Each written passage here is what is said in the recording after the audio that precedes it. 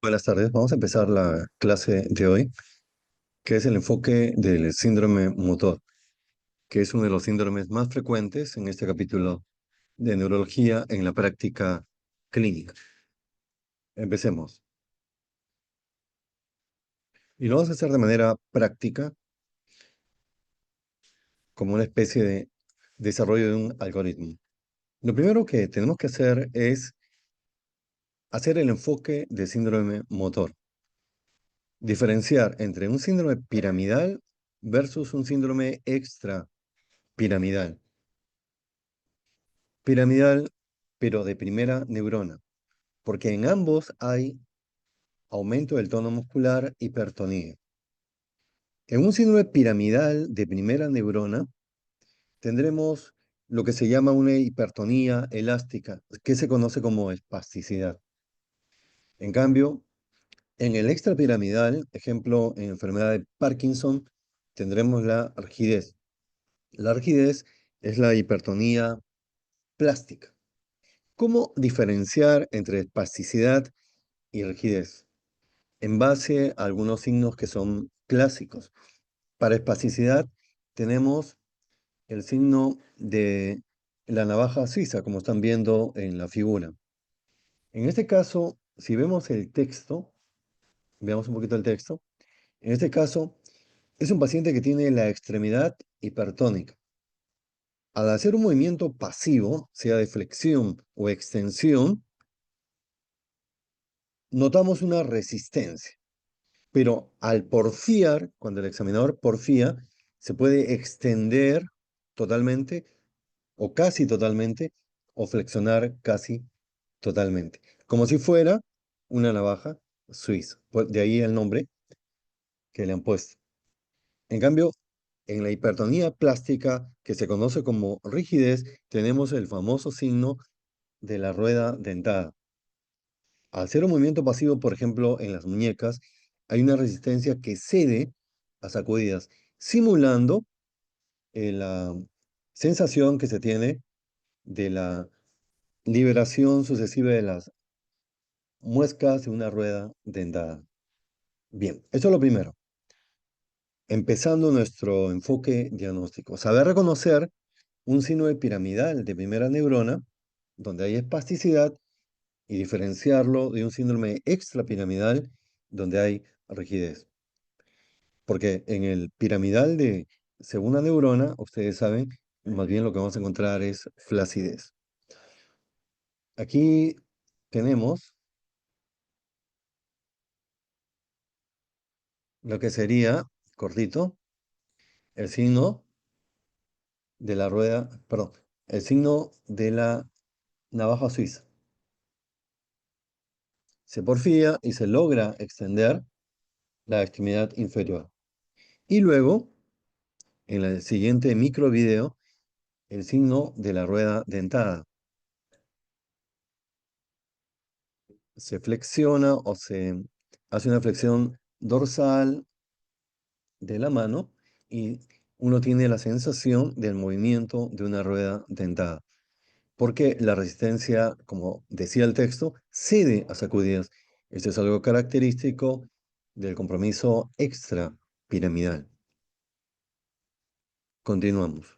Aquí tienen la escala para valorar el grado de fuerza muscular. Si lo hacemos de manera pasiva, si lo hacemos de manera pasiva, ah, perdón, si lo hacemos de una manera dinámica, mejor dicho, una manera dinámica, ¿qué tenemos? Yo le digo al paciente, levante, en este caso, la extremidad superior, levántela, sin doblar, y valoro si es que vence la gravedad. Si vence la gravedad, entonces, ¿qué tengo? Que la fuerza muscular tiene tres cruces, así es simple. Cuando vence la gravedad. Si vence la gravedad, yo pongo mi mano sobre el brazo de la persona, del paciente, y le pido que levante con fuerza y que venza la resistencia que yo le estoy colocando. Si vence adecuadamente la resistencia, en este caso la resistencia que ponemos en el brazo del paciente, ya tenemos 5 cruces, que es lo normal. Si lo vence inadecuadamente, 4 cruces. Yo creo que es una manera dinámica de aplicar esta escala de Oxford, harto conocida. Y luego, suponiendo que no puede levantar la extremidad, no vence la gravedad, ya no tiene 3 cruces. Le pido que mueva de costado a los lados. Si puede hacerlo, tiene 2 cruces. No puede hacerlo, le pido que contraiga los músculos. Si puede hacerlo, tiene una cruz, y si no puede hacerlo, declaro plejía. Plejía es la abolición del movimiento. En cambio, la disminución de la fuerza muscular, repito, plejía es la abolición de la fuerza muscular, en cambio, paresia es la disminución. Paresia será pues 4, 3, 2, una cruz. Parece. Y plejía es 0. Esa es la aplicación de la escala de Oxford. Después, continúo. Antes de continuar con el enfoque del síndrome motor, tengo que repasar sí o sí lo que han aprendido, seguramente, en ciencias básicas, en anatomía. Lo que han aprendido en anatomía, tengo que aplicarlo en esta parte del enfoque diagnóstico. Tengo que evaluar, para evaluar la fuerza muscular, yo evalúo movimientos activos. Le pido al paciente que realice estos movimientos y también le puedo poner resistencia. Entonces ahí estoy evaluando la fuerza muscular. En cambio, cuando el examinador realiza los movimientos en el paciente, ¿qué se está evaluando? Se está evaluando el tono muscular. Porque ¿qué implica la función motora? La evaluación de la función motora implica, vas a evaluar fuerza, tono y trofismo muscular. Y eso es lo que estamos haciendo acá. Empezamos por la cuello. ¿Qué movimientos? Flexión, extensión, lateralización derecha-izquierda, rotación derecha-izquierda, y puede ser todo el movimiento completo de circunducción que han aprendido en anatomía. Flexión, le pido que pegue el mentón al pecho. Y le puedo poner una mano en la frente y le digo que pegue el mentón y le pongo resistencia. Ya es un movimiento contra resistencia. Es importante destacar acá los músculos y los nervios, los principales que tienen que ver con estos movimientos. Esternocleidomastoideo y el nervio espinal, podríamos destacar estos elementos. Cuando evalúo la extensión, le pido que lleve la cabeza hacia atrás. Ahí interviene el músculo esplenio y la rama posterior de los nervios cervicales. Y también le puedo poner la mano en la parte posterior de la cabeza y le digo, lleve la cabeza hacia atrás poniéndole resistencia. Lateralización que incline la cabeza hacia la derecha y hacia la izquierda. Y rotación que lleva la cabeza también, que gire la cabeza hacia la izquierda y hacia la derecha. Acá tienen en lateralización, rotación, los mismos músculos. Por ejemplo, esternocleidomastoideo, recto posterior mayor, y los nervios también, el espinal o la rama posterior de C1. Estos son los movimientos de cuello.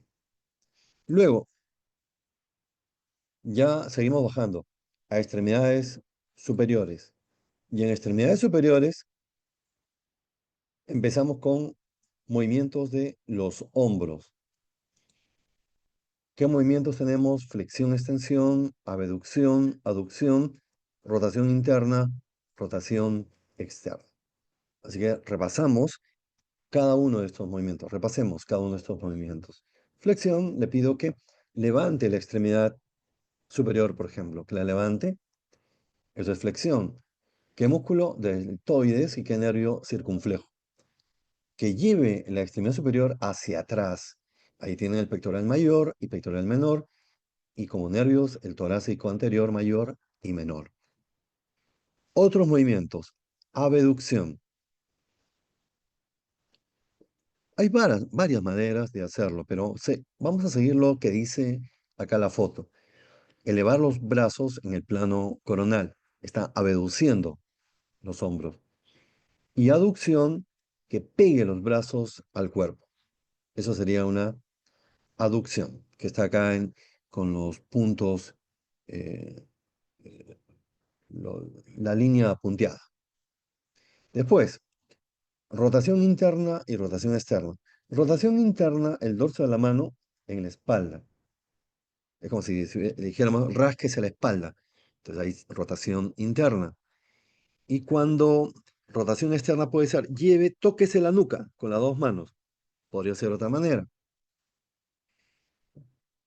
En rotación interna tenemos el músculo subescapular y con su nervio subescapular también.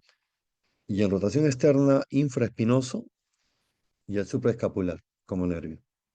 Estos son los movimientos de los hombros. A continuación, seguimos bajando. Ahora vienen los codos y luego las muñecas. Aquí es mucho más simple, obviamente. En el codo, flexión, extensión y los movimientos conocidos de supinación y pronación. En cuanto a flexión y extensión, tienen el bíceps, ni qué decir, pues el bíceps y braquial anterior, y como nervio el músculo cutáneo. En pronación, supinación, en supinación, supinador largo, no podía ser de otra manera, y el nervio radial. Y en pronación no podría ser de otra manera, pronador redondo y cuadrado, y como nervio mediano. Luego tiene la muñeca, mucho más simple todavía, flexión y extensión. Aquí llevar la mano hacia abajo y llevar la mano hacia, hacia atrás. En músculos, el palmar y nervios medianos. Luego tenemos, les agradecería que apaguen su micrófono a los alumnos. Abducción y aducción. Aducción. Aducción, el nervio cubital, perdón, el nervio radial y el músculo cubital, y en abducción, el primer radial externo y como nervio el radial. Hay un alumno que tiene el micrófono encendido, creo que está pretendiendo sabotear la clase, o me parece. Yo continúo. He empezado, he empezado la clase sin alumnos. No sé qué pasa con esta promoción, pero Doctor, igual ya se yo lo puedo dictar la comenté por clase con un WhatsApp. solo alumno. Y lo dicto con el mismo entusiasmo de siempre. Así haya un solo alumno, ya justifica mi entusiasmo. Solo que hoy he empezado con 0 alumnos. Pero igual, yo me siento contento con la medicina y con la docencia también. Si no hay alumnos, yo igual enseño, porque además está quedando guardado, está grabado, así que alguien lo verá. Así que voy a continuar, le agradecería que apaguen sus micrófonos porque se interrumpen. Y yo estoy haciendo un esfuerzo de concentración y no me parece que estén con el micrófono abierto. Una falta de respeto para el docente. Así que yo continúo. Llegamos ya a las manos. Manos, aquí movimiento de flexión, haga puño, extensión, abra los dedos. Y le puedo poner en oposición, vean, oposición, para que impedir que flexione los dedos o que los extienda. Esa es ya la contrarresistencia. O también puedo hacer abducción, junte los dedos, o aducción, separe los dedos. Y vean acá este dibujo, cómo eh, coloco la mano para que no pueda abrir los dedos. Es una oposición a la abducción. Ahí tienen los músculos y tienen los nervios, que ya es una cuestión de neuroanatomía. Porque no vamos a pasar mencionando músculos y nervios, ya eso depende de ustedes si quieren tener un conocimiento completo. Acá yo estoy para enseñar semiología, pero eso no quiere decir que no repasemos anatomía, que es una necesidad, la neuroanatomía en este capítulo. Por eso a algunos no les gusta, porque no les gusta tampoco la neuroanatomía. La cuestión es que hay que encontrar el gusto, ¿no? Porque si estamos acá estudiando medicina, hay algo que a todos nos une, o debería unirnos a todos, que es el gusto por la medicina. Es el común denominador de todos nosotros, alumnos y docentes. Y finalmente la oposición del pulgar, el pulgar toca cada uno de los otros dedos. Listo, ahí tienen el músculo y tienen los nervios. Continúo, nos vamos ahora a extremidades. Maniobras especiales. Acá, aclarando una cosa que he visto en la práctica, que cuando le pedimos que realicen el Mingazzini o barré, que se hace poco el barré, lo que más se hace de Mingazzini, el alumno le dice al paciente, levante las extremidades y no es así. Yo no voy a leer todo este texto, simplemente el texto lo pueden leer ustedes, yo voy a explicarles. Le pongo todo ese texto para que ustedes lo lean posteriormente, pero yo quiero explicar al alumno. Y le estoy explicando que esto lo realiza el examinador. El examinador levanta las extremidades extendidas, en este caso las superiores, de los pacientes o del paciente, y le pide que cierre los ojos y le va a pedir que a la voz de tres no deje caer las extremidades superiores, este Mingazzini de miembros superiores. Y vamos a ver que el lado parético va a descender. Ahorita tengo un video para que lo veamos en movimiento. El lado parético va descendiendo. Y si está pléjico, va a caer. Un paciente que tiene plejía no le va a hacer esto porque se va a golpear, ¿no? Es lógico. Hay que evitar hacer daño al paciente.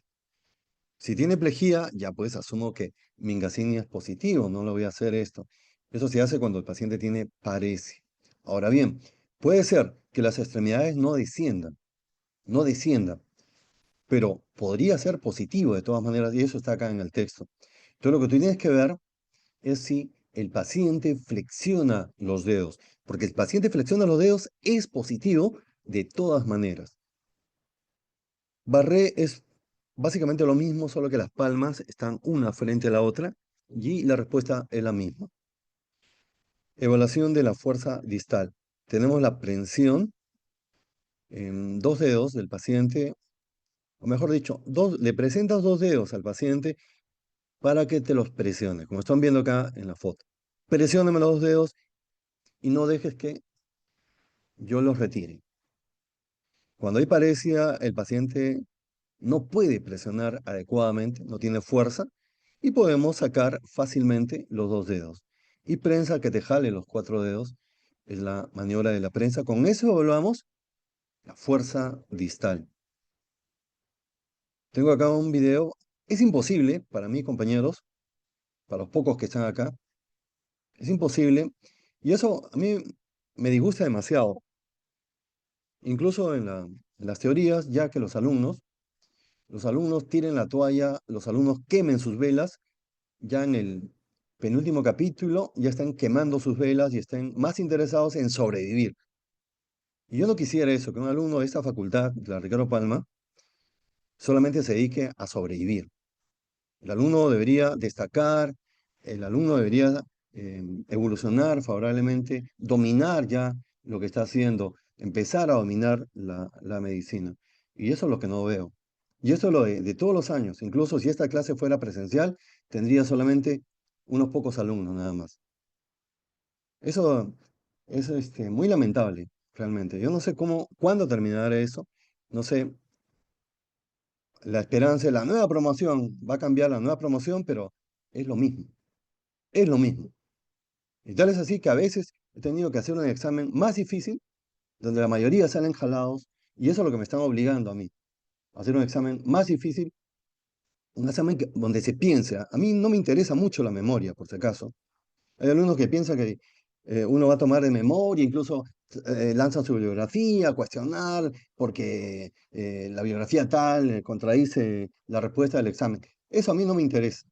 Lo que yo quiero que el alumno piense, que haga trabajar su espíritu crítico, que haga el análisis. A mí me interesa mucho, no solamente que el alumno sepa examinar, sepa preguntar al paciente como un detective, un Sherlock Holmes, sino que sepa analizar. Yo valoro mucho el enfoque y le pongo punche y motivo a los alumnos, no a todos, por si acaso, algunos no se dejan motivar, pero ese es mi objetivo, motivar, hacer un buen enfoque. Y hay alumnos que sí lo hacen. La mañana no voy a mencionar su nombre porque las comparaciones son odiosas, pero tengo un alumno en la mañana que justifica todo el esfuerzo que uno hace. Él sabe quién es, pero justifica todo el esfuerzo que uno hace y uno gustaría que todos estuvieran en ese nivel, que hicieran más de lo que corresponde. Yo creo que esa es la idea, hacer más de lo que te corresponde como estudiante esta facultad estaría en los primeros lugares del ranking. Tengo acá, le decía que es imposible para mí, aunque la palabra imposible de repente no existe en algunos casos, o en todo caso modifico. Es muy difícil hacer una clase de neurología, porque esto al fin y al cabo es neurología, y no a todos les gusta la neurología. En algún momento no me gustaba la neurología, pero uno le encuentra el gusto. Y uno se pone a pensar, ¿qué hace un médico internista haciendo una clase de neurología? Porque es parte del examen físico, hacerlo, el examen del sistema neurológico. No necesariamente tengo que ser neurólogo para hacer un buen examen. Incluso les he compartido un formato de examen físico neurológico que lo ha hecho un internista. No veo ningún problema. Y para que sea más efectivo este tipo de teorías, va el video. A mí no me gusta poner mucho texto. Por si acaso, algunos alumnos que están pidiendo el texto para después, ah, ¿cómo le dicen esa palabra? De grabar la clase y tanta cosa. A mí al grano, mis clases son prácticas y más para pensar, para aplicar el enfoque, para desarrollar un criterio. ¿Cómo se llama ese criterio? El criterio clínico. Eso es lo que quisiera del estudiante. Lo demás lo pueden hacer ustedes solitos. Ustedes solitos pueden hacer todo lo demás, pero se necesita al docente para que te enseñe, que te muestre el mejor camino. Y aquí tienen paciente que, aunque el video está movido, pero se nota. Paciente Javier Mingasini. Y desciende la extremidad superior derecha. ¿Ven? Entonces aquí, paciente Javier, tú te involucras tanto con los pacientes que terminas de memorizarte su nombre, sin que sea tu amigo, claro. El médico no es amigo del paciente, pero te involucras, tienes un compromiso con tu paciente, porque así es la medicina. Uno tiene que desarrollar un compromiso, porque si tú estás en la medicina y no quieres comprometerte, como sucede, incluso con los asistentes, estamos mal. Estamos mal. Y no, repito, no es que te hagas amigo del paciente, que tampoco esa es la idea. Y me acuerdo del nombre del paciente, Javier. Y veo que Javier tiene Mingasini positivo, que hay una paresia braquial derecha.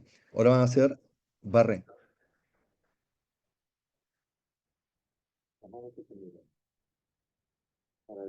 El examen lo está realizando un residente. Palma frente a palma.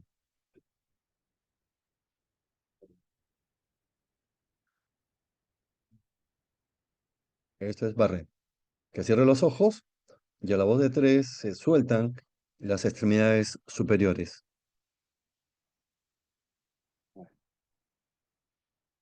No es tan destacado como Mingasini, pero igual. Hay un descenso, no tan destacado. Vean eso se llama sensibilidad. En este caso, sensibilidad a una maniobra. Hemos comparado aquí Mingasini versus Barré. ¿Cuál es más significativa? Es Mingasini. Los dos buscan lo mismo, pero en este caso estamos viendo que Mingasini es más sensible, más destacado. Acá tenemos el mismo paciente, Javier, pero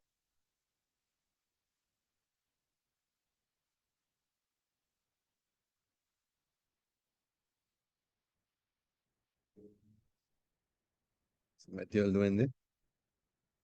Lo que quería hacerles ver acá, una lástima que no se vea el video, es que la recuperación de Javier. Eso lo quería mostrar. Que ya con el paso del tiempo, el manejo del paciente, la protección de la zona de penumbra para que no se pierda, Javier mejoró la fuerza y la fisioterapia, obviamente, la fisioterapia temprana. Ya aquí le mostraba un video donde ya no desciende la extremidad superior. Eso es lo bueno también, uno como médico, la satisfacción que da, porque no todo es material también, porque si vamos a ser médico materialista, ¿qué sería? No todo es material, hay satisfacciones también de tipo espiritual, no sé si es el término adecuado, pero mucha satisfacción sacar adelante un paciente, ya sea con lo mucho o lo poco que podemos hacer dentro del manejo eh, integral que tiene un paciente a través de diferentes especialidades. Esto ya es miembros inferiores, caderas, paciente en decúbito, que levante la extremidad inferior, eso es flexión. Y le podemos poner resistencia también, colocamos la mano en el muslo, no en la pierna, en el muslo, y le pedimos que levante. Y evaluamos movimiento contra resistencia. La extensión tendría que estar paciente de pie y llevar la extremidad hacia atrás. Aducción que separe las piernas, abducción que cruce o junte las piernas. Y ahí tienen los músculos y los nervios correspondientes. Como le dije, no voy a seguir mencionando porque si no va a dar tiempo para esta clase que es larga. Es larga pero necesaria. Ahí tiene la referencia, el libro donde he sacado esta información. El libro no es de neuroanatomía, es un libro de semiología de Fustinioni. Como ya se ha dicho, los libros de semiología tienen que ser leídos, claro que sí, pero no son suficientes. Ya les he mencionado hasta el hartazgo, creo, que se requieren libros de medicina basada en problemas, libros de diagnóstico. Ya depende de ustedes utilizarlo. Luego tenemos las caderas, rotación interna. En este caso podemos flexionar la rodilla del paciente y llevar, si llevamos el talón hacia la línea media, es rotación externa. Y si llevamos el talón fuera de la línea media, es rotación interna, de cadera, hablando de cadera. Listo, rodillas, flexión, extensión, es algo simple. Tobillos, también flexión, extensión. Y la inversión y la eversión. Inversión es como si el paciente quisiera verse la planta de sus pies y eversión como si quisiera enseñar las plantas de sus pies al entorno. En pocas palabras. Y para ver, así como vimos, cómo se evalúa la fuerza distal en extremidades superiores, también en extremidades inferiores, podemos evaluar flexión y extensión. Es como si pidiéramos al paciente que pisara, ¿ah? Y le ponemos resistencia con la mano. O también que haga una flexión dorsal y ponemos resistencia con la mano. Y listo. Eso es. Y terminamos con esta parte con las maniobras especiales. En este caso es Mingasini, pero ya de miembros inferiores. Puede ser que levantemos las extremidades del paciente flexionadas o extendidas. Si están flexionadas, yo creo que va a ser más cómodo para el paciente. Le pedimos que cierre los ojos y a la voz de tres, como estamos viendo en el dibujo, desciende la pierna derecha, lo cual está indicando parece. Barré, que se hace poco en realidad, se evalúa poco, se aplica poco la maniobra de barré en decúbito ventral con las rodillas flexionadas y si hay paresia se va a extender la rodilla. Así de simple. Vamos ahora a continuar con el enfoque luego de este repaso de los... Yo lo que le pediría es que realicen en orden, por favor. Hay que ser ordenados. Si tú quieres hacer rápido el examen físico, tienes que ser ordenado. Empezar por columna cervical, luego miembros superiores, lo que hemos visto, hombros, codos, muñeca, dedos, y después caderas, rodillas, tobillos. En ese orden debería ser. Vamos ahora, ya empezamos esta charla diferenciando lo que es un signo de primera neurona piramidal, de primera neurona versus extrapiramidal. Luego, una vez que reconozco que es de primera neurona, o mejor dicho, que es piramidal, mejor así. Reconozco que estoy frente a un síndrome piramidal, síndrome motor piramidal. El siguiente paso es ver si es de primera o segunda neurona. Yo empiezo de la siguiente manera, con lo de abajo. Yo empiezo con lo de abajo. ¿Para qué sirve la primera neurona? Primera neurona sirve para inhibir el tono muscular y los reflejos osteotendinosos. Y la segunda neurona, lo contrario, estimula el tono muscular, los ROT y también el trofismo. Bien, entonces con eso empiezo. Que repasen para qué sirve la primera neurona y para qué sirve la segunda neurona. Teniendo en cuenta eso, el primer parámetro es fuerza y tono muscular. Primera neurona es una parálisis espástica. ¿Por qué? Porque ¿cuál es la función de primera neurona? Es inhibir el tono muscular. Si se lesiona la primera neurona es todo lo contrario, aumenta el tono, hay hipertonía, la que se conoce como espasticidad. En cambio, segunda neurona, lo contrario, a ver, flacidez. Listo. Primero, primera neurona, parálisis o paresia espástica, y segunda neurona, parálisis o paresia flácida. Segundo, los ROT. Los ROT van a estar incrementados por lo que ya he expuesto, para no estar repitiendo lo mismo. Primera neurona, hiperreflexia. Ustedes saben que en la clase de mañana veremos los ROT, reflejos osteotendinosos normales, son dos cruces. Cuando tiene más de dos cruces ya es hiperreflexia. Tres cruces ya es hiperreflexia. Cuatro es lo que se llama clonus.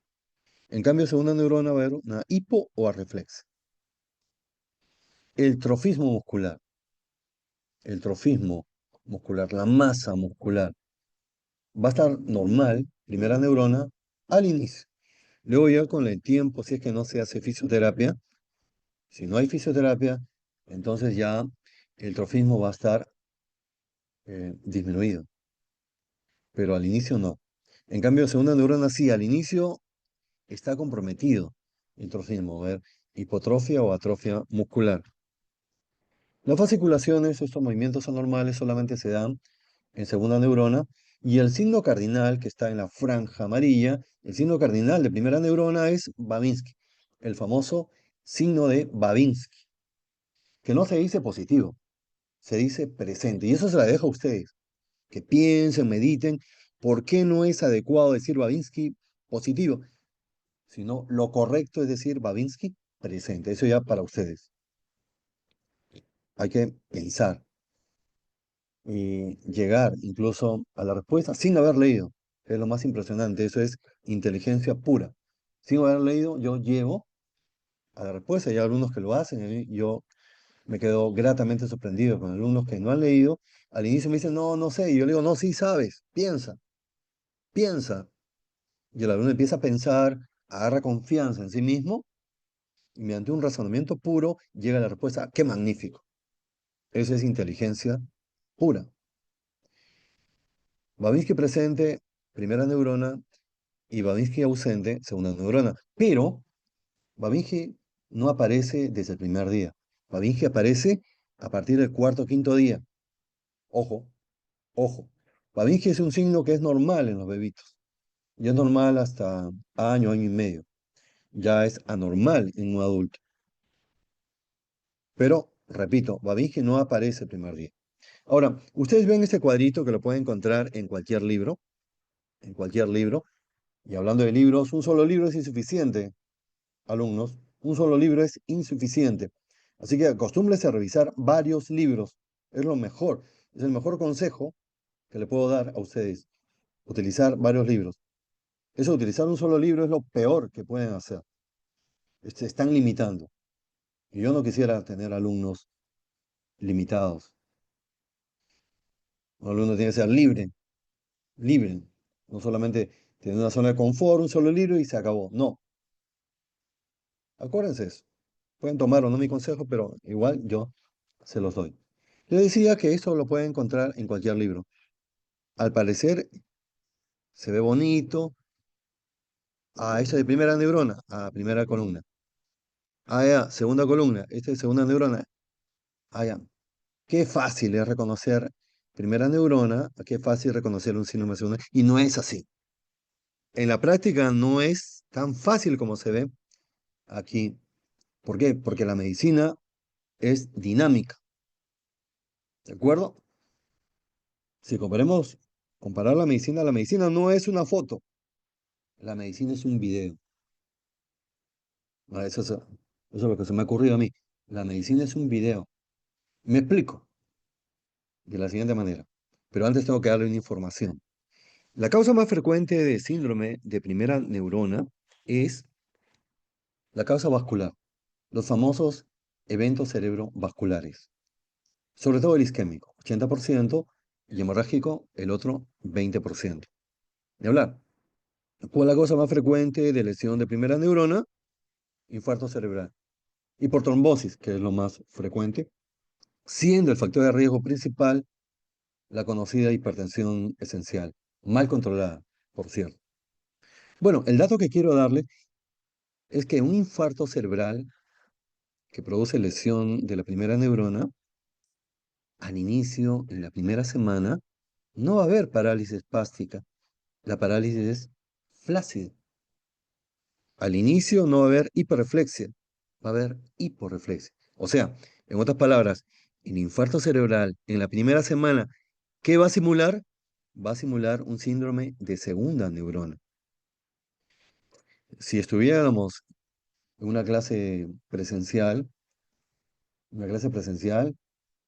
yo invito a participar a los alumnos. Yo no creo una clase teórica. Yo no sé, de repente alguien se molesta con lo que yo estoy diciendo, pero tengo que decirlo porque a veces me da bronca, de veras, me da bronca que el profesor esté hablando solito y el alumno no sé si está atendiendo o no. Me gusta caminar, me gusta caminar ahí por los espacios que hay en las carpetas y que el alumno participe. Y a veces busco manera de estimularlos y he encontrado respuestas. Sí, cómo no.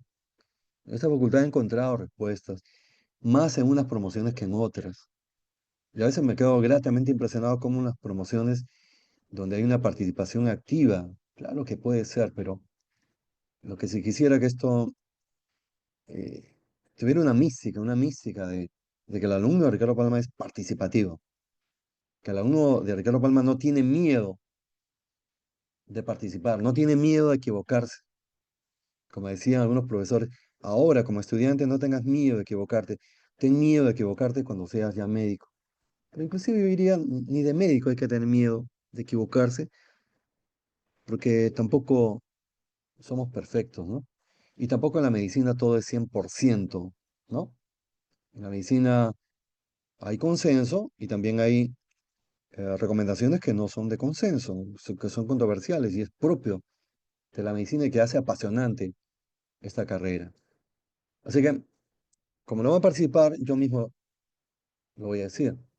¿Cómo me doy cuenta en un infarto cerebral que se presenta una paresia flácida y por reflejo? ¿Cómo me doy cuenta que esto no es de segunda neurona, sino es de primera neurona? Viendo el trofismo. Claro, porque si es de segunda neurona, sí o sí, el trofismo está comprometido. En cambio, primera neurona, el trofismo al inicio, ¿cómo está? Normal. Listo, esa es la respuesta. Ahora, propongo otro escenario que puede llevar a confusión y que sucede y que lo hemos visto varias veces en la práctica hospitalaria, sobre todo, de pacientes que han tenido un infarto cerebral el año pasado, por ejemplo, o hace 2 años, y quedaron con cierta secuela de mi pareja. Y ahora está llegando y estamos sospechando nuevamente con un infarto cerebral de nuevo. Entonces yo me pregunto, ¿esa hiparesia que estoy detectando en el paciente será por la secuela o es nueva? ¿Cómo saberlo? Entonces, en este caso, lo que tengo que buscar es el tono muscular. Porque, ¿qué dijimos? ¿Cómo se comporta un infarto cerebral la primera semana? Con flacidez. Es decir, cuando es agudo, en una lesión de primera neurona, hay en la primera semana flacidez.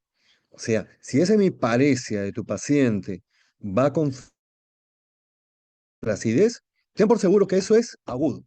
En cambio, si esa hemiparesia de tu paciente va con tono aumentado, lo que se conoce como, ya hemos dicho en las primeras láminas, como espasticidad, eso ya es de varias semanas o varios meses. Eso no es nuevo. ¿De acuerdo? Entonces les he dado dos escenarios para que vean que esta clasificación o tabla comparativa de primera y segunda neurona tiene que ser dinámica, no queda otra. Ah, y más aún que Babinski no está al inicio, o sea, porque si Babinski estuviera desde el inicio, fácil, ¿no? Ah, esa es primera neurona. o también el reflejo Hoffman, que lo vamos a ver ahorita en la mano. Esta es lesión de primera neurona, pero no es así. No es así. Incluso en los pacientes mayores, puede ser que nunca aparezca Babinski, un 20 a 30% no aparece Babinski, así que no estén esperanzados en Babinski. Si está, en buena hora. Si no está, no hay problema. Vamos a hacer este video.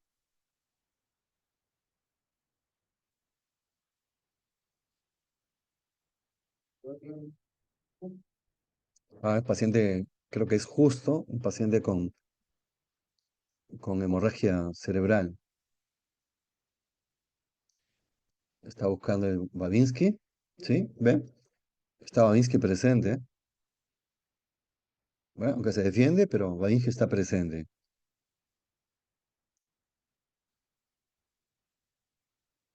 Ustedes dirán, pero ¿por qué evalúa sin guantes? Es que a veces evaluar sin guantes es más fácil que con guantes, es cuestión de costumbre. Con buen lavado de manos, si no hay heridas, no pasa nada. Vemos en la miembro contralateral,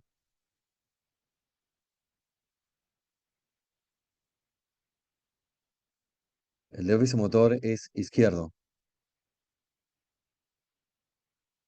Babinski también, del lado izquierdo, no responde, no se ve. Babinski ausente. El reflejo que está haciendo ahí, donde está estimulando el borde externo del pie, es Chaddock, que para mí, eso no lo he leído. Para mí, en la práctica de lo que solemos ver, en la práctica hospitalaria, el Chaddock, mejor dicho, para no decirle el Chaddock es el sucedáneo más sensible.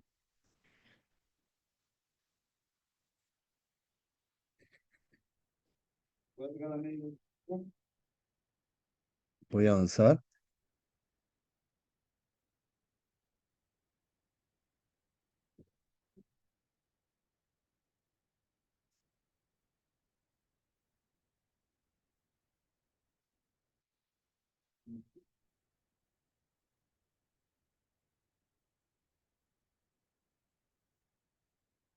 Él es otro paciente, él es el paciente Richard.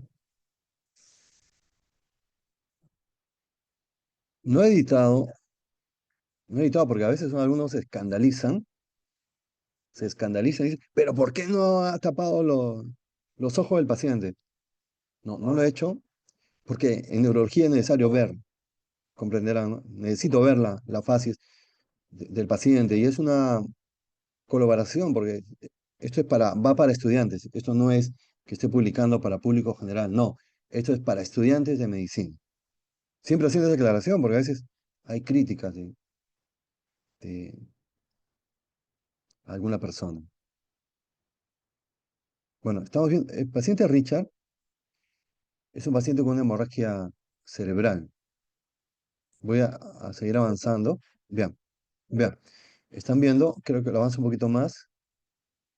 Está despierto, ¿no? Obedece órdenes simples. Está despierto, obedece órdenes simples. Y ahí estamos viendo. Él le han hecho una craneotomía. ¿Ven? Le han tenido que afeitar. Paciente Richard es un paciente de 50 y tantos años, hipertenso. Y ahora, ahora, está mal que empiece con los antecedentes. A ver, cambio. Es un varón de 56 años que acudió a emergencia por convulsiones y trastorno de conciencia, y en el examen físico se encuentra hemiplegia izquierda, con Babinski presente. Le hacen la tomografía y encuentran un hematoma frontotemporoparietal derecho. ¿Qué tenía? Tenía hematoma intracraneal debido a una emergencia hipertensiva. La presión arterial estaba volando. Le hacen una craneotomía y drenan 90 cc. Lamentablemente no ha sido suficiente, como pueden ver, el buen Richard ha quedado con hemiplegia izquierda. Y como antecedentes, HTA, que es el factor más importante, y su socio, el socio diabetes mellitus. Esos son los Es una dupla de temer. Por eso lo mejor es controlar bien pacientes con hipertensión arterial, controlar bien pacientes con diabetes mellitus tipo 2. Yo podría hacer una clase ahorita de la asociación de esto de diabetes e hipertensión. Solamente le digo que esa dupla es bastante peligrosa. Voy a continuar. Acá vamos a ver otro video, creo que es Babinski. Sí, vamos a ver Babinski en otro paciente. Estimulo la planta. Babinski se estimula la planta del pie como si estuviera formando una C o una L y espero la hiperextensión del primer ortejo. Ese es Babinski. ¿Qué te está indicando? Está indicando lesión de la primera neurona. Y en un infarto cerebral, como dije anteriormente, suele aparecer a partir del cuarto, quinto día.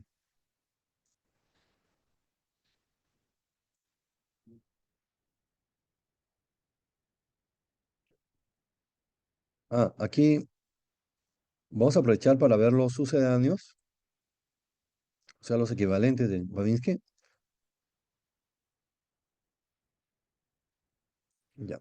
Cuando presiono el tendón de Aquiles es Schaeffer. La respuesta es la misma, hiperextensión del primer ortejo. Después, cuando desciendo friccionando la pierna es Oppenheim. Y ya vimos Chado que es estimulando el borde externo del pie.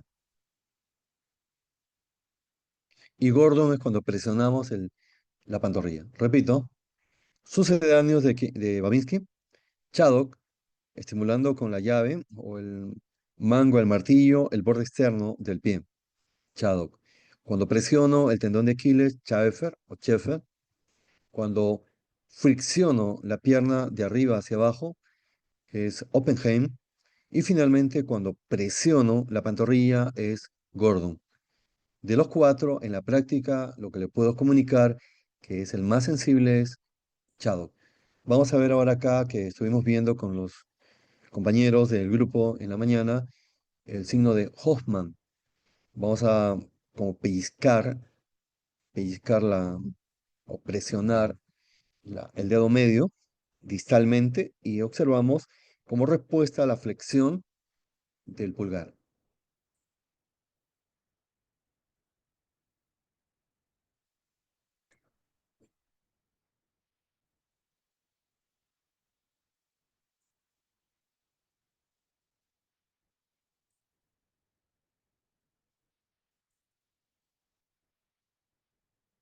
Se metió el duende, voy a intentar una vez más, pero no corre, pero es la, pellizcamos distalmente el dedo medio y la respuesta es la flexión del pulgar. Lamentablemente no ha querido correr este video, pero igual continuamos. Debo continuar. Una vez que tú, siguiendo, porque mi clase es tipo desarrollo un algoritmo, esa es mi clase. Ya y voy haciendo retroalimentación. Al inicio aprendí a diferenciar entre un síndrome piramidal de primera neurona de un extrapiramidal. Luego, al reconocer que es un síndrome piramidal, puedo reconocer primera neurona de segunda neurona. Ahora, ¿qué es lo que sigue? Estoy frente a un síndrome piramidal de primera neurona. Aquí tengo que ver la localización. ¿Dónde está la lesión? Cuatro localizaciones, como pueden ver acá en la figura. Corteza, cápsula interna, tronco encefálico y médula espinal. ¿Qué es cápsula interna? Es una porción de sustancia blanca por donde pasan dos haces importantísimos, el córtico espinal y el córtico nuclear que se queda en el tronco encefálico. Esa es la cápsula interna. Sí o sí, tienen que pasar por ahí estos haces, que son parte del sistema piramidal. Luego tenemos el tronco, que tiene tres niveles: mesencéfalo, protuberancia y bulbo. Y en cada de estos niveles hay núcleos de determinados pares craneales. Y finalmente, médula espinal. Es el siguiente paso, compañeros.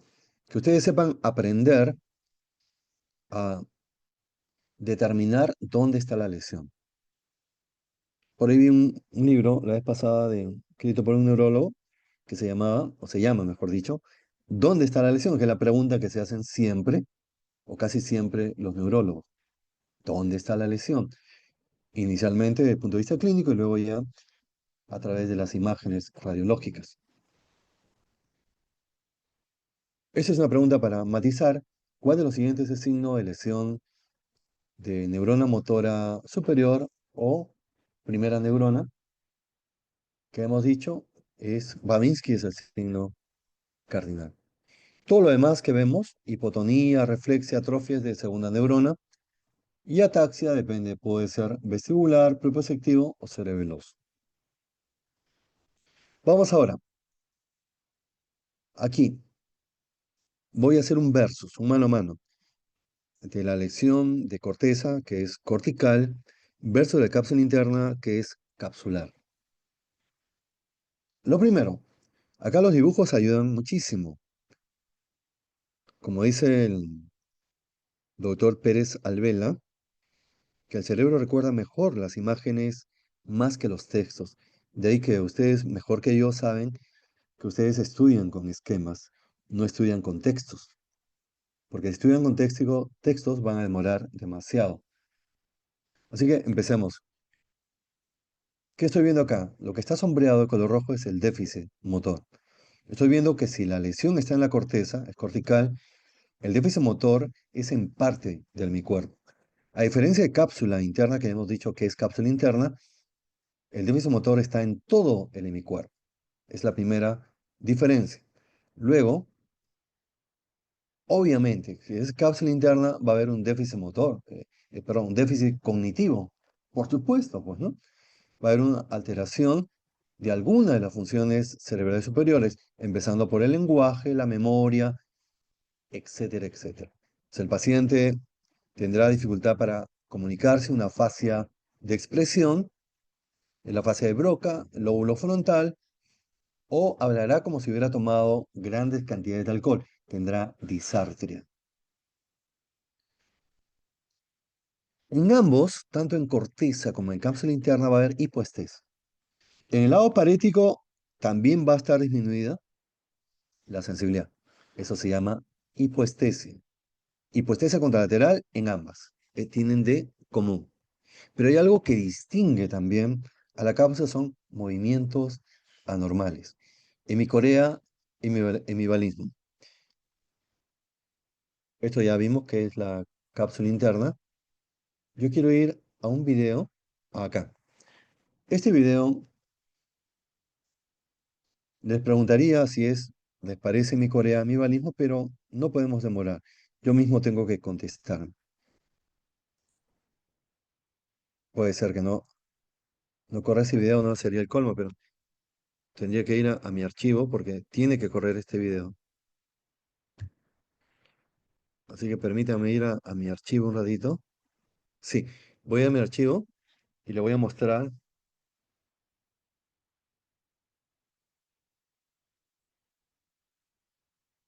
y le voy a mostrar este video que es sumamente importante. Y no se ve así nomás, ¿ah? A ver, primero se los muestro y después les comento, ¿les parece? Pero a mí me impresionó, y siendo asistente me impresionó, no sé, a ustedes siendo alumnos, si les impresiona o no un video como este. Así que vamos a hacerlo correr primero. Estoy observando movimientos irregulares, repetitivos, cortos, solamente en mi cuerpo izquierdo.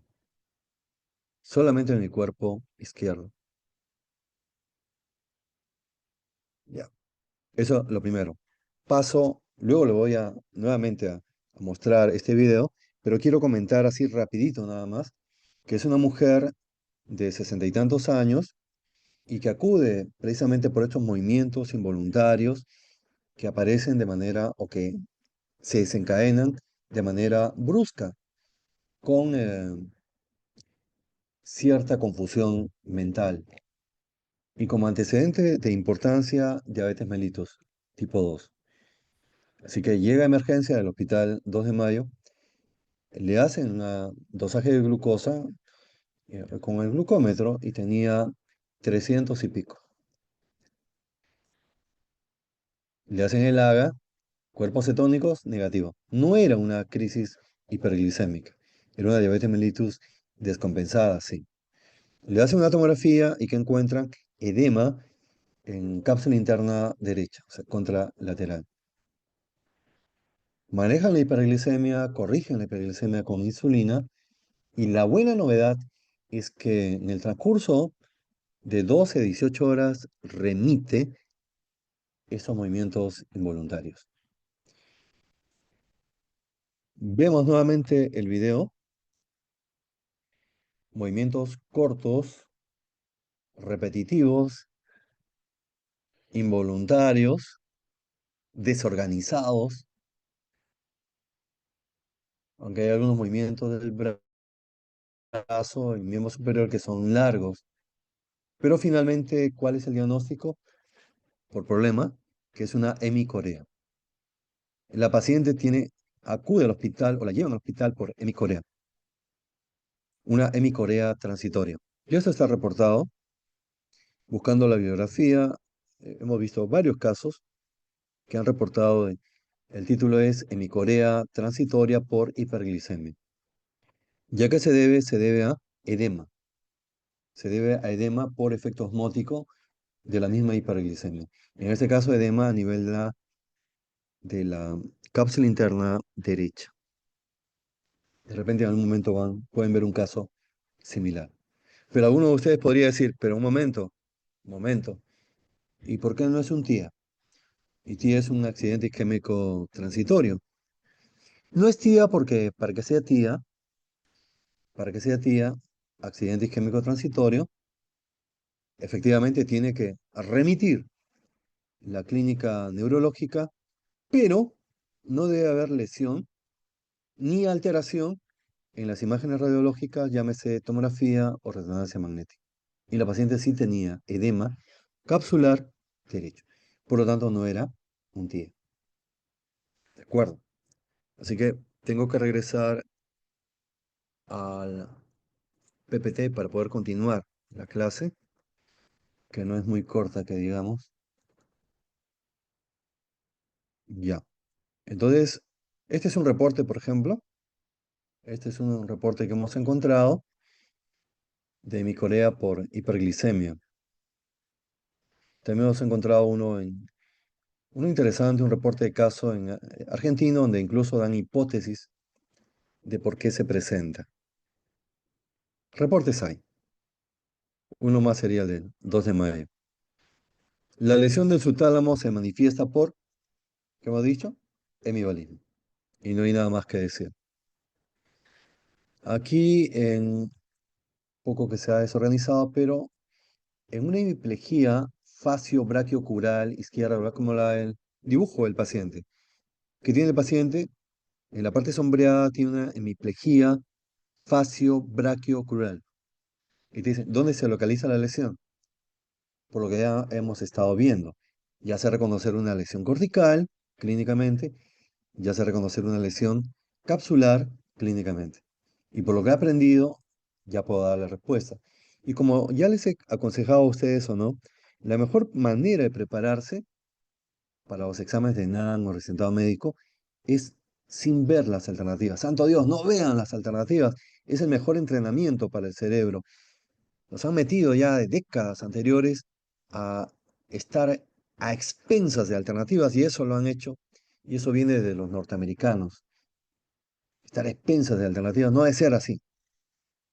Por eso no he puesto ahí las alternativas. Entonces busco la respuesta y la respuesta es eh, cápsula interna. Cápsula interna es la respuesta. Esta es una pregunta interesante también de NAM. Miren, cómo es lo que yo digo, Yo digo, ustedes ya están en semiología, solamente en semiología, podría decir. Están solamente en semiología, no, no es esto medicina interna, y sin embargo, ustedes pueden contestar preguntas de medicina interna, de ENAN y de resultado médico, y ya se están preparando. Por eso mi idea es que los docentes hagan retroalimentación en la misma clase teórica, hagan retroalimentación de lo que están explicando en base a estos casos clínicos. Y que en el momento del examen también deberían acostumbrarse a que las preguntas sean tipo casos clínicos, por lo menos el 60% de las preguntas. ¿Por qué? Porque es un buen entrenamiento, porque el ENAM, por ejemplo, el 60-70% son casos clínicos, pequeños o grandes. Y bien, acá, lo que me está diciendo acá, en resumen, es que el paciente tiene parálisis del par 6, que lleva un estrabismo convergente, y del facial. Acá el 6 y el del 7 están lesionados. ¿Y dónde están sus núcleos? Están en protuberancia. Así que, si me preguntan dónde se encuentra la lesión, debe ser en protuberancia, pero ellos quieren que avancemos un poco más y que tú le digas, ya, está en protuberancia, perfecto.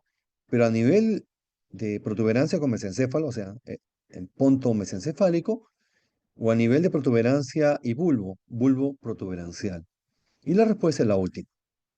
Qué buen caso clínico. Bien, ahora tengo que seguir con mi algoritmo y cada vez se está haciendo más complejo. Cada vez se está haciendo más complejo. Y eso acá, si ustedes siguen, me siguen, y voy a compartir un manual donde explico esto, y ahí está la referencia, qué buen libro, Prat Bakar, o Prat Hakar, o Prat Bakar, creo sería mejor. Diagnóstico diferencial en ideología, excelente libro. De ahí he tomado esto. Pero lo acomodo a mi estilo. No es una copia y pega, ¿no? Lo estoy acomodando a mi estilo. Entonces paso a explicar paraparesia o paraplegia como problema. Ya saben, paraparesia es la disminución de la fuerza en extremidades inferiores. Paraparesia. Porque si hay una disminución de la fuerza en extremidades superiores, tengo que especificar. Entonces ahí pondría, tiene paraparesia o paraplegia de miembros superiores. Pero si es de miembros inferiores, es implícito. Ya lo sé. Bueno, resumiendo esta cosa. Lo que está de color es lo que vimos al inicio. Es el cuadro clínico de lesión de un signo de primera neurona. Una parálisis espástica con hiperreflexia, con trofismo normal al inicio y Babinski presente a partir del cuarto o quinto día. ¿De acuerdo? Sea de corteza o sea de médula, la lesión de médula la podemos llamar mielopatía. Es lo mismo. Entonces, ¿cuál es la diferencia? ¿Cómo yo puedo saber que esta paraplegia, paraparesia, por lesión de primera neurona, es cortical? Por lo mismo que hemos dicho antes, porque hay déficit cognitivo, alteración del lenguaje, de la memoria, de la praxia y de alguna función cerebral superior. Y eso, básicamente. En cambio, en la mielopatía, o sea, la lesión a nivel medular, aquí em, no hay déficit cognitivo, lo que tiene dolor radicular es un dolor urente y hay nivel sensitivo. Nivel sensitivo es que empezamos a evaluar la sensibilidad a nivel de la cara. Te voy bajando, explorando dermatoma por dermatoma. Y a partir de un dermatoma hacia abajo es silencio, no hay nada. Eso se llama nivel sensitivo. Nivel sensitivo en T4, nivel sensitivo en T8. ¿Y qué tienen de común la retención urinaria en ambos, temprana? Este es un caso interesante de un ciudadano haitiano, Benson.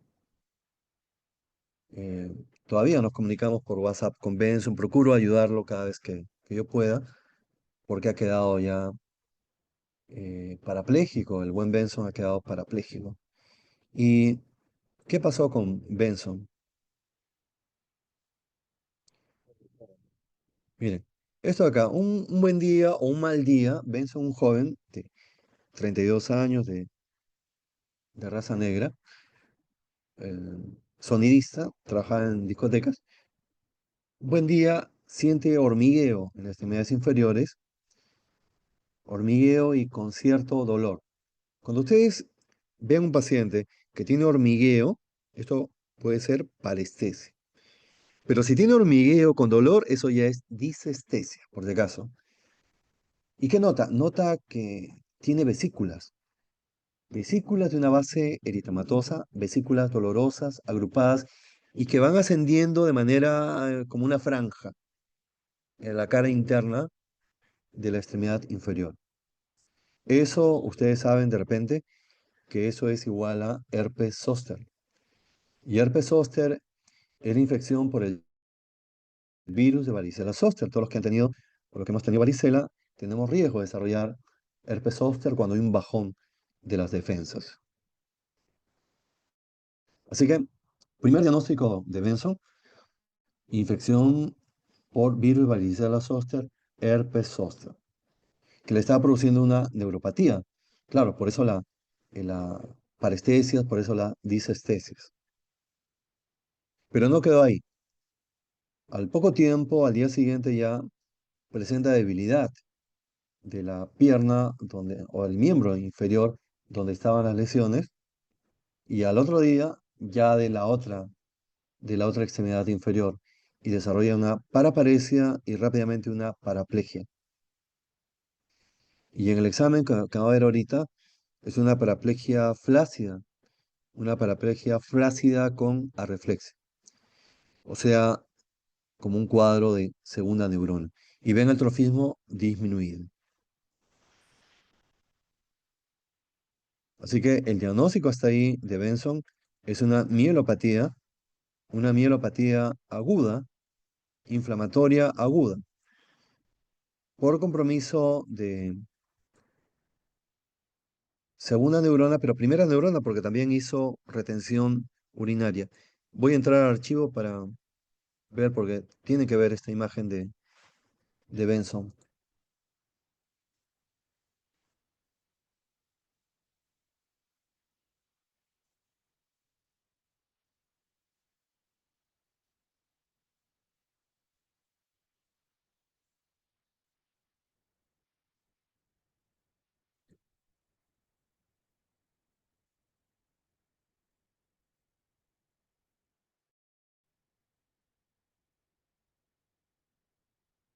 Así que le voy a mostrar la imagen del examen rapidito nomás de Benson, donde estamos viendo que por la retención urinaria es de primera neurona y por todo lo demás que hemos visto, una parálisis flácida reflexica es de segunda neurona, hay un predominio de compromiso de segunda neurona. Repito, ¿qué tiene Benson? Es una mielopatía inflamatoria aguda de etiología infecciosa por el virus de varicela zoster y con compromiso de primera y de segunda neurona. ¿Cómo se llama esto? Se llama mielitis transversa. ¿Qué es lo que tuvo Benson? Mielitis transversa completa, que lo llevó a la paraplegia por la infección por el virus varicela. Ustedes dirán, pero ¿por tanto así? ¿Tanto así? ¿Por qué tan severo el compromiso de herpes zóster? Lo que pasa es que Benson también tenía una enfermedad de fondo que le estaba produciendo inmunodepresión, infección por VIH, sin terapia antirretroviral. Eso lo que yo creo que ha hecho que la infección por varicela zoster haya causado tanto estrago a nivel del sistema piramidal. Entonces veamos el examen de Benson.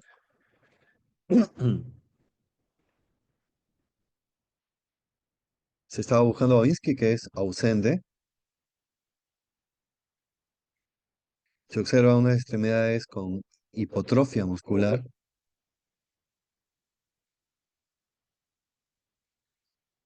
Se vuelve el tono acá, son movimiento pasivo. Flácido, como si fuera de goma. Flácido.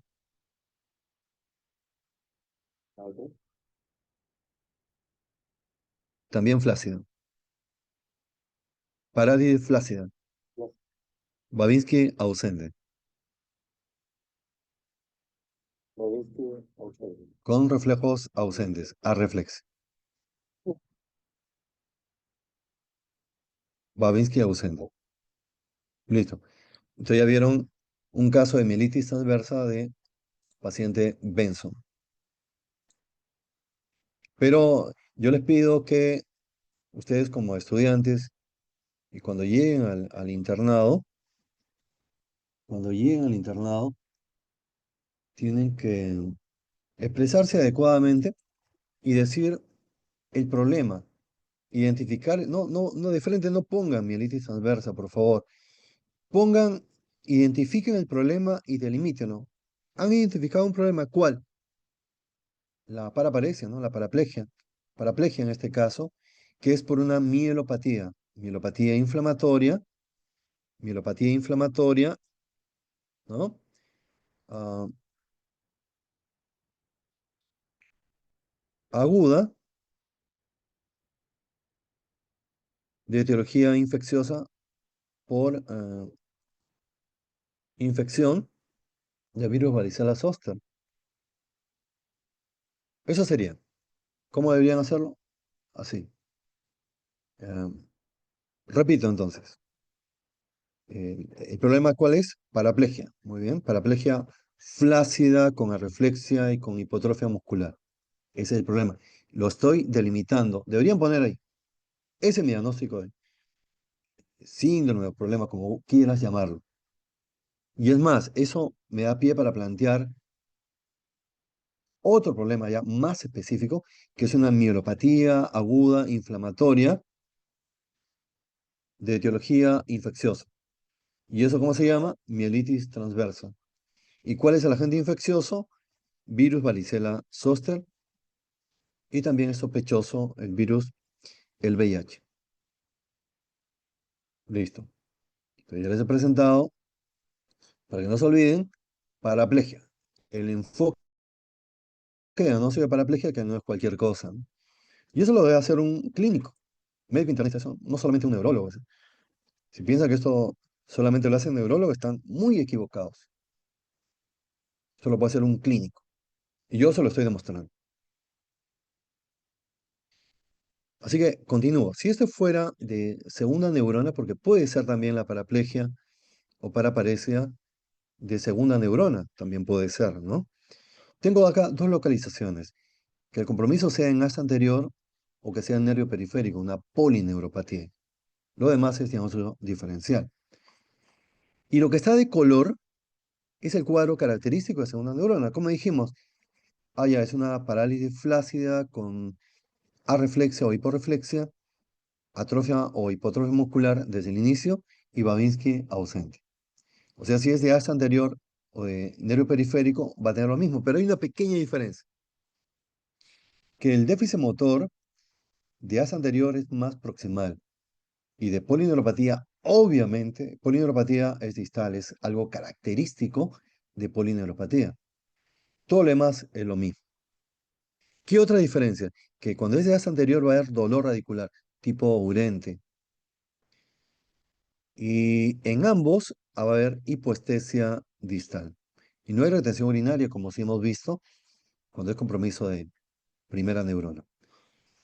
A manera de miscelánea, aquí les muestro cómo diferenciar un síndrome de segunda neurona versus una miopatía o versus un síndrome neuromuscular como miastenia gravis. Es muy simple también. En este caso, el compromiso de ambos es proximal, o sea, como si fuera una diasa anterior, no polineuropatía. En ambos hay flacidez, como si fuera de segunda neurona, pero es clave, fíjese en lo siguiente. ¿Cómo sé finalmente que es una miopatía o que es un síndrome neuromuscular y no es una lesión de segunda neurona? ¿Por qué? Muy simple, porque los reflejos osteotendinosos son normales y porque la sensibilidad es normal. Muy simple. Una miopatía puede ser miopatía del paciente postrado, pacientes que están en UCI desarrollan miopatía. Es lo que se ha visto frecuentemente en los pacientes que han salido de UCI debido al COVID. Vamos a continuar con este video. Caramba. Lo voy a ubicar, permítame, porque acá las imágenes las imágenes o el video son, como le dije, muy importantes, así que permítame esta licencia. Mm, sí, sí, sí, es otro caso de segunda neurona. Es el caso que, ya, miren, les cuento así rapidito, todo tiene que ser rápido acá, pero es necesario para que ustedes aprendan y que no todo es teoría, ¿no? Sino también estamos matizando un poco la práctica. Ya, entonces, ven acá. Este otro caso, es otro paciente, se llama Khaled, pero tiene también hipotrofia de miembros inferiores. Hay una masa muscular, está disminuida. Y también el tono, porque fácilmente el médico examinador está flexionando, fácilmente está haciendo el movimiento pasivo. Así que yo me estoy dando cuenta que es una paresia flácida y como va a ver en los reflejos están disminuidos. O sea que, ¿qué tiene paciente Caleb? Tiene un síndrome de segunda neurona.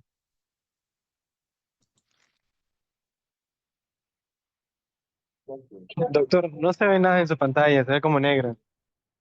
Ahora, sí, sí, lo que pasa es que no ha compartido. Vamos a compartirlo. Ahora sí debe estar, ¿no? Ahora sí, ¿no? Ah, sí, ahorita sí, doctor. Claro, no había compartido. Gracias, gracias. Gracias por el apoyo. Entonces estamos viendo parecido a Benson, ¿no? Pero es diferente. Hasta el momento tenemos una parálisis, parece mejor, parecia flácida, con hipotrofia muscular. Paciente, Cale. ¿Qué más? ¿Qué más tenemos? Avancemos un poquito. Ah, quiero ver la fuerza, si puede vencer la gravedad, no puede. A lo sumo, a lo sumo, Khaled no puede vencer la gravedad. Solamente me puede mover de un lado a otro. O sea, la fuerza muscular es dos cruces, de manera bilateral.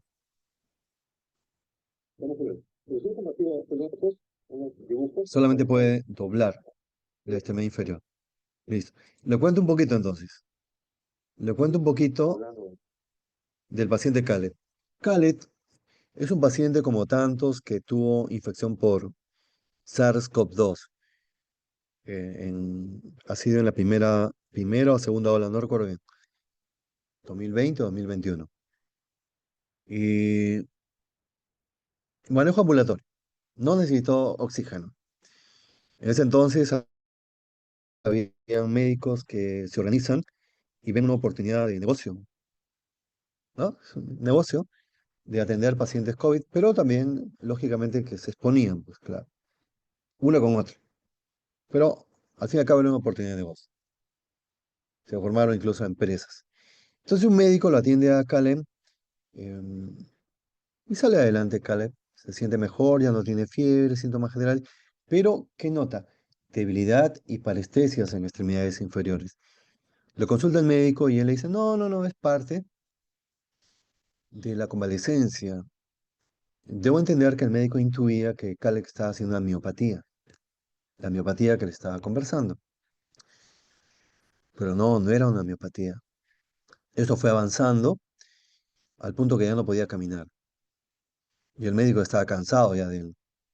Así que él recurre ya a ciencias neurológicas o a Loaiza, creo que fue a Loaiza, recurre y le dicen, ahí le hacen el diagnóstico de síndrome de Guillain-Barré. Así que COVID, ya en la convalecencia, ¿ven? COVID en la convalecencia, COVID en la convalecencia estaba produciendo una lesión de segunda neurona, un síndrome motor piramidal de segunda neurona por una polineuropatía autonómica desmineralizante, llámese síndrome de Guillain-Barré posinfeccioso, por eso le dicen posinfeccioso, posinfección por SARS-CoV-2. Y eso es lo que ha tenido. Lo he vuelto a ver, una vez lo vi en el pasadizo del hospital, los pasillos del hospital 12 de Mayo, y me agradó mucho verlo porque ya estaba caminando con muletas. O sea que la suerte de Caleb no ha sido la misma suerte de Benzo, pero son enfermedades diferentes. Entonces, cierro esto y voy a continuar con el PPT. Entonces, tomen nota de los ejemplos, los casos que les estoy mencionando, porque los casos quedan más en la memoria que una simple teoría. Ya, entonces dejamos de lado al paciente Cale y continúo con mi algoritmo. Entonces digo, una vez que estoy sospechando una mielopatía aguda, sobre todo, el siguiente paso es ver si es una mielopatía compresiva o no compresiva. Voy a reducir, voy a simplificar esto, no me voy a explicar ítem por ítem, voy a redondear simplemente. Y tenga presente lo siguiente, si el paciente tiene dolor radicular, que es un dolor urente, y deformación vertebral, aumento de cifosis de repente, dolor, sensibilidad dolorosa en la columna vertebral, eso es compresivo, por una espondilitis tuberculosa, por ejemplo, o por brucelosis, o por mieloma múltiple, compresivo. No compresivo es el caso de Benson. Benson no tenía dolor radicular y tampoco deformidad vertebral. Por eso que se dice que Benson, al momento que se plantea el diagnóstico por problemas, que es una mielopatía inflamatoria aguda no compresiva. Por favor, delimiten problemas. Eso quisiera de los alumnos de esa facultad. Acostúmbrense a delimitar los problemas. Haga medicina en base a problemas. O síndrome también, para que no te moleste. Si quieres que le llame síndrome, le llamo síndrome. No tengo ningún problema. Esto es un poquito más complejo, trataré de hacerlo más rápidamente. Si es compresivo, tengo que ver si es intramedular, en la médula, o si es extramedular, por fuera de la médula. Pero ahí tomo como referencia la dura madre. Si está por fuera de la dura madre, extradural, o si está por dentro, la dura madre, intradural. Hay unas pequeñas diferencias clínicamente. El dolor va a ser más significativo cuando es intradural. Cuando es intradural también se pierde la simetría y la retención urinaria temprana va para compromiso intramedular y el nivel sensitivo es más para intradural. Tienen acá unas causas, esto más para gente menuda de los niños, hematomielia, siringomielia, o estos tumores que pueden ser benignos o malignos, los gliomas. O ependimomas también puede ser benigno o maligno. Extradural, ahí tenemos la tuberculosis. El mal de nuestro país, la tuberculosis. Qué lamentable, compañeros, que todavía sigamos viendo casos de espondilitis, espondilodicitis, tuberculosa. Se dice espondilodicitis cuando hay compromiso de dos vértebras con pinzamiento del espacio intervertebral. Y lamentable que la causa más frecuente de espondilitis o espondilodicitis sea infecciosa y por tuberculosis. Las nuevas generaciones ahí tienen un pendiente, o sea, ustedes, un pendiente. Intradural, ah, tenemos agudo por metástasis, subagudo, malformación torovenosa. Hemos visto pacientes con malformación torovenosa. Vi una vez un paciente que tenía paraplegia y había tenido una malformación arteriovenosa, le habían hecho terapia, ah, escleroterapia le habían hecho, pero no había resultado. Es que lo que pasa es que la malformación arteriovenosa se forma como una pelotita y eso comprime la médula. Y crónico, meningiomas o neurofibromas. Continúo. Esto lo aplico para Benson. Mielopatía no compresiva. Vamos a la de Benson. Infecciosa o posinfecciosa. Mielitis transversa. Por virus, sobre todo. El herpes, varicela zoster de Benson. También VIH de Benson. Y HTLV1, eso acá. Recuerden, compañeros, todo paciente en nuestro país que tenga paraparesia y más aún paraplegia, por favor, pidan ELISA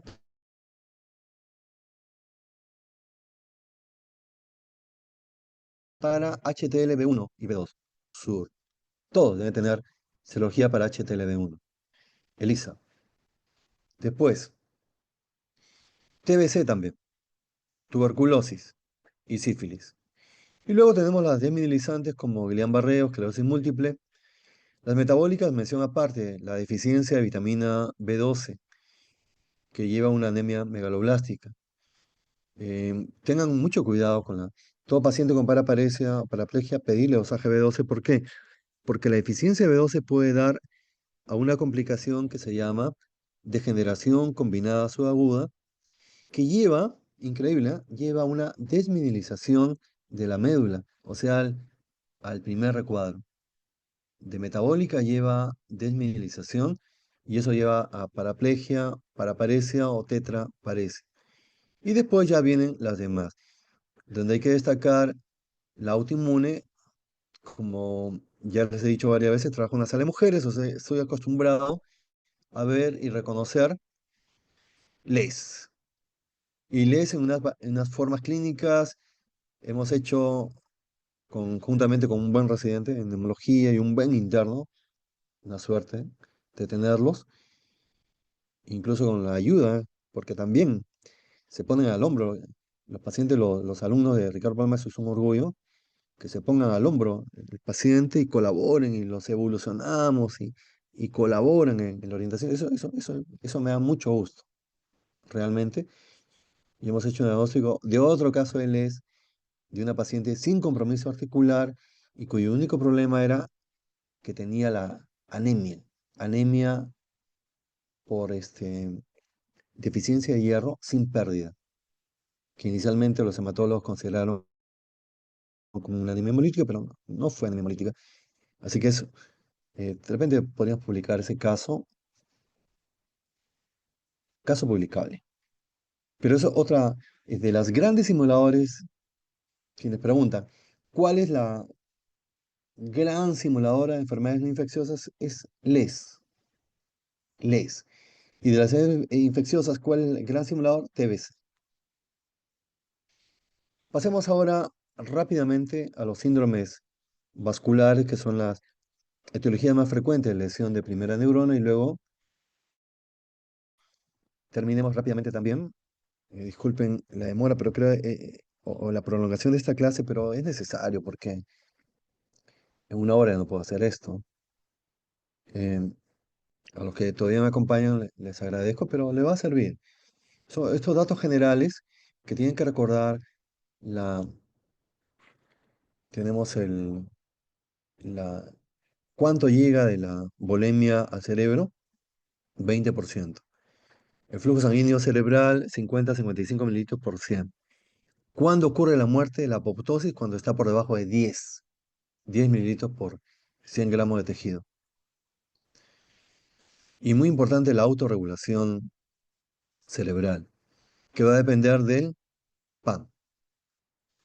Como el otro día respondió un alumno del grupo de Ricardo Palma, muy interesante que sean fuertes también en ciencias básicas. Ustedes van a hacer una buena clínica teniendo ciencias básicas fuertes.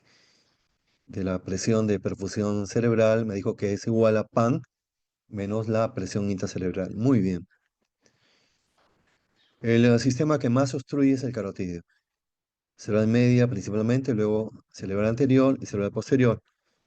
Y luego tiene el sistema vacilar. De vez en cuando, van a ver, un dato que le doy, voy a ver un dato, cuando ustedes van a sospechar que este infarto cerebral es por obstrucción de una arteria del sistema vacilar cuando el paciente tiene ataxia, cuando el paciente tiene vértigo y ataxia. Solamente acá no se asusten, solamente para destacar lo que dije antes, que los ACV, llamados ahora SB, eventos cerebrovasculares, el isquémico es el más frecuente, y del isquémico los no lacunares. Y esto acá, los no laculares, los más frecuentes son los de obstrucción de arterias grandes. No puedo entrar en detalle, es más para medicina interna, solamente quiero que tengan esta diapositiva. Esto de acá, tampoco voy a explicar todo, ya dije la apoptosis, finalmente cuando el flujo sanguíneo cerebral es menor de 10 mililitros. Pero ten en cuenta lo siguiente, en el manejo de un infarto cerebral, El manejo en sí es desobstruir la arteria, pues, ¿no? Hay que disolver el coágulo. Ese es el manejo. Lo demás es complementario, ¿no? Bueno, está la aspirina que va a disminuir el riesgo de muerte del paciente, pero para poder recuperar al paciente, para que no quede limitado el paciente, hay que disolver el coágulo o extraerlo también. Y hay un tiempo para hacer eso, se llama trombolisis, entre 3 a 4 horas y media. Entonces, si eso lo correlacionamos con los procesos fisiopatológicos, vean acá. Lo primero que tenemos es la hipoxia, cuyo pico va a llegar entre 1 a 3 horas, la hipoxia. Pero ¿qué es lo que va a coincidir con el límite que tenemos para realizar la trombolisis? Es la secreción de sustancias citotóxicas como el glutamato. Así que yo deduzco de lo siguiente, vos viene la inflamación, edema y finalmente la apoptosis. Yo deduzco que ¿por qué el tiempo es de 3 a 4 horas y media? Porque es el tiempo que va a anteceder al pico de las sustancias citotóxicas, que va a producir todo lo demás. Hay que adelantarse a eso, hay que hacer la trombolisis antes de eso para poder recuperar, para poder evitar que se pierdan las neuronas. Eso es para la medicina interna. Resumiendo este caso, dice que es un varón de 50 años que tiene hemiplegia y hemianestesia del lado derecho. Hemianopsia izquierda. Esto lo hace de pares craneales cuando se pierde la mitad del campo visual. Hemianopsia izquierda. Homónima. Homónima es de un lado nasal, de un ojo nasal y de otro ojo temporal. Acá se refiere a una hemianopsia homónima izquierda. Con desviación de la mirada izquierda. Vean acá, le doy unos tips. Miren, lo que tiene el paciente es un SB, todos estamos de acuerdo. Y los factores de riesgo están ahí. Diabetes e hipertensión. Sobre todo hipertensión. Son los factores de riesgo. Ya. Entonces, tiene un síndrome piramidal de primera neurona. ¿De acuerdo? Pero, ¿dónde está la lesión? Corteza, cápsula, tronco o médula. Tiene hemiplegia y anestesia del lado derecho. Eso es cápsula interna, ¿no? ¿Y qué arteria es la que irriga la cápsula interna? Es la cerebral media. Es la cerebral media. O sea que, como la déficit motor es contralateral, acá se trata de territorio de arteria cerebral media del otro lado, o sea, izquierda. Pero para que confirmes esto, te doy el siguiente dato. La hemianopsia homónima es ipsilateral, o sea, es del lado de la lesión, izquierda, como dice acá. Y otra cosa, que cuando es un síndrome de arteria cerebral media, los ojos miran la lesión. ¿A dónde están mirando los ojos? Hacia la izquierda. O sea, tienes varias formas para corroborar que efectivamente es una obstrucción en territorio arteria cerebral media izquierda. Voy a procurar hacerlo simple nada más y mencionar lo más resaltante. Eh, Hay 4 síndromes de arteria cerebral media. Cuando se obstruye todo el tronco, es la posición acá en número 1, es el gran infarto. Es un infarto que abarca no solamente cápsula interna, sino también corteza. Ya hemos visto el cuadro de arteria cerebral media. De cápsula interna, no lo voy a repetir. Más bien voy a corteza. El cuadro clínico de corteza depende si es hemisferio dominante, generalmente es el izquierdo, o no dominante. Si es dominante habrá fascia y lo que le decía, menopsia homónima ipsilateral, de un lado nasal y del otro ojo temporal. Y cuando es no dominante, hemiasomatognosia. ¿Qué es hemiasomatognosia? Que no reconoce la mitad de su cuerpo. ¿Qué es apraxia de construcción? Que no puede, eso está al final del forcing. Cuando hay dos figuras geométricas que se entrecruzan y le pides que lo reproduzca, que lo vuelva, que lo dibuje igual. Esa apraxia de construcción es la capacidad de reproducir imágenes según un modelo. Ya no somnosia es la negación del lado paralizado. ¿De acuerdo? Si está obstruido el tronco, aquí tenemos de corteza y de cápsula interna. Posición 2. En la posición 2 es la obstrucción de las ramas perforantes. Ustedes saben que la cápsula está... acá tenemos la carótida interna, de donde nace la arteria cerebral media, ¿no? ¿De dónde nace la arteria cerebral media? De la carótida. Está el tronco, que más o menos es una extensión de 1 a 2 centímetros, y de ahí están las ramas perforantes o lentículas estriadas que van a irrigar la cápsula interna. Si el infarto se debe a obstrucción de esas arterias pequeñas, será un infarto pequeño. Un infarto pequeño se conoce como lacunar y mide un área menor de 1,5 centímetros. Hay un síndrome motor puro, sensitivo puro o síndrome de disartria manotor. Finalmente tenemos la obstrucción de la rama superior, número 3, o rama inferior. Cuando es obstrucción de la rama superior, ¿qué es lo más frecuente? Ojo, la obstrucción de la rama superior es lo más frecuente. Tenemos el déficit motor arriba, solamente arriba, facio braquial y con afasia broca. Y cuando es de rama inferior, más simple, no hay déficit motor, lo que habrá afasia de Wernicke. Arteria cerebral anterior, más fácil todavía, siempre ayudando a los dibujos. ¿Qué estoy viendo acá? Que cuando planteo que es una síndrome de arteria cerebral anterior, cuando el déficit motor es crural o predominio crural. Fácil, ¿no? Fácil. ¿Qué más? Va a haber afasia parecida a la de Broca, la transcortical motora, signo de liberación frontal o signo del bebito. Le sobas al costado de la comisura y el paciente hace como si quisiera succionar. Es el signo de reflejo de succión de los bebitos. O le pasas el mango del martillo por la palma de la mano y contrae el mentón. Es el signo de palmo mentoniano. O también cuando le das la mano, ¿qué sucede cuando le das la mano o le tocas la mano a un bebito? Te aprieta la mano y tú piensas, y le caigo en simpatía a los bebitos, pero no es así, ¿no? Es un reflejo natural, normal de los bebitos, así que no le caigas en simpatía, igual te va a presionar la mano. Lo mismo puede suceder en el adulto, pero ya como signo de infracción frontal que está hablando de un cuadro demencial. Después también va a haber síntomas autonómicos como incontinencia vesical o bradicardia o hipotensión arterial. Todo eso te va a estar diciendo, y también menciona aparte de las parafasias. Ojo con las parafasias. Rápidamente, tú le muestras dos objetos al paciente, o un objeto, que sea un lapicero, y le dices, ¿qué es? No, no sé, es olvido. O le dices, ¿qué es? Y te dice, un borrador. Eso se llama eh, cuando confunde, cuando confunde y cambia de nombre al objeto, pero en ese caso el mismo campo semántico. Después cuando a todos los objetos que le muestra le dice el mismo nombre, es intoxicación de la palabra. El anterior se llama sustitución.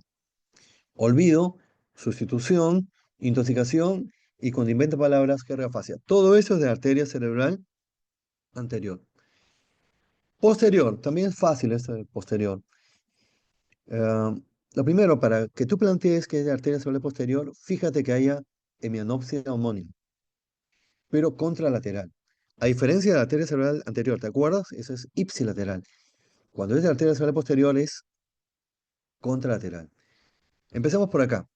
El paciente tiene alexia, le muestras, le dices, lea esta, le escribes una frase, lea, no, dicen, no, no, no puedo leer, no puedo leer. Pero lo puede escribir, sí, lo puede escribir. O sea, es alexia sin agrafía. Eh, y además, hemianosis homónima contralateral, o sea, al lado derecho. Si es de arteria cerebral posterior derecha, habrá alteración de la memoria, alteración de la orientación y negligencia visual izquierda, es decir, que en el campo visual izquierdo no reconoce los objetos.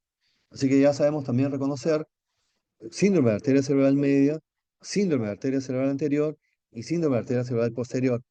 Fácil, no se complica en la vida, fácil. La neurología debe ser fácil.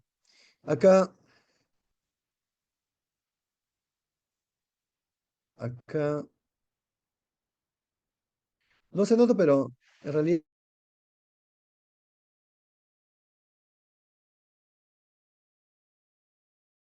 te dicen que el paciente tiene dificultad para leer, o sea, tiene alexia, y que tiene fibrilación auricular y que todo ha empezado bruscamente. Si tiene fibrilación auricular, tiene riesgo para un SB isquémico cardioembólico, para empezar. Y esto empieza bruscamente. Pero estoy sospechando un SB cardioembólico debido a la fibrilación auricular. ¿Tiene dificultad para leer? ¿Qué tiene? Alex. ¿Y dónde está el infarto? ¿Qué territorio? Teóricamente, territorio de arteria cerebral posterior izquierda. ¿Qué necesitas? Que la siguiente información te diga que hay hemianopsia homónima derecha. Y eso es lo que no se lee, pero eso es lo que hay. Y si tienes más dudas, que tiene infarto cerebral, territorio de arteria cerebral posterior izquierda. En el siguiente caso clínico, aquí que tenemos, te dice, bueno, es una persona mayor que tiene debilidad muscular, trastorno de conciencia. Ojo, que no se dice sensorio, se equivocan, no es sensorio, es conciencia. Tiene trastorno de conciencia y debilidad muscular que se empieza bruscamente. Cuando empieza bruscamente, tengo dos posibilidades: o es una hemorragia o es un infarto cardioembólico. ¿Tiene FA? Es un cardioembólico. ¿Y qué destaca? ¿Dónde está el déficit motor? Dice hemiparesia con hipostesia crural derecha. Ya, ¿eso qué es? Infarto en territorio de arteria cerebral anterior. ¿De qué lado es? Derecho. Entonces es izquierdo. ¿Cuál es la respuesta? Ah, y además tiene parafasias. Parafasia muy característico de infarto de arteria cerebral anterior. ¿Dónde está la lesión? Está en la arteria cerebral anterior, contralateral, o sea, izquierda. Fácil. Por último, por último ya para terminar, esto es de síndrome neuromuscular, la miastenia gravis. Miastenia gravis, en este caso, lo que va a tener el paciente es tosis palpebral y luego una disminución de la fuerza de las extremidades superiores y luego inferiores, y se debe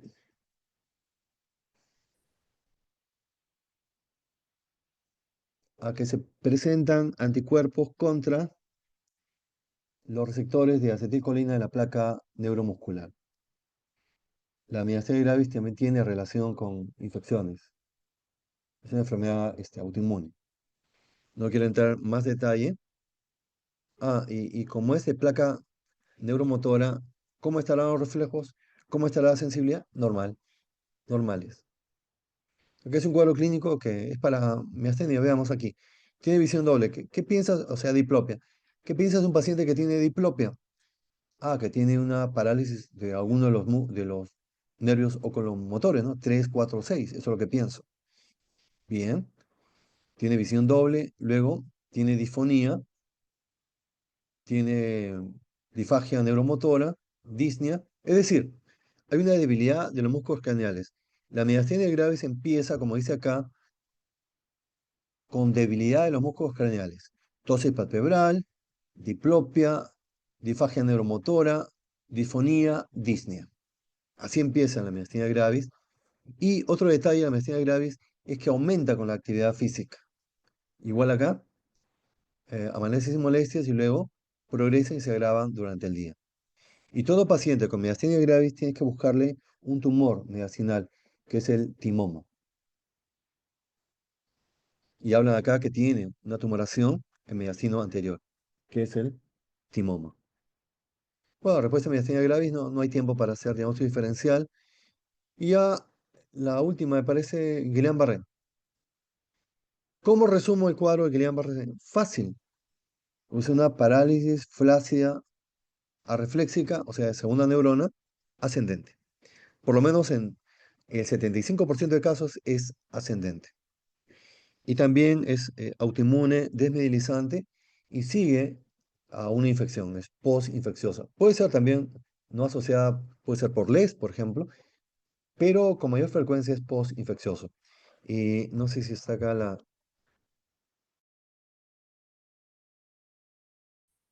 sí, acá está. Cuando hablamos de bacterias es Campylobacter jejuni, ¿de acuerdo? Pero no es lo más frecuente, la polineuropatía inflamatoria desmielinizante aguda. PDIA es las siglas. Lo más frecuente y los brotes que han habido acá en el país, brotes que se han presentado antes de la pandemia, entre los meses de marzo a julio, la causa más frecuente han sido virus, los enterovirus.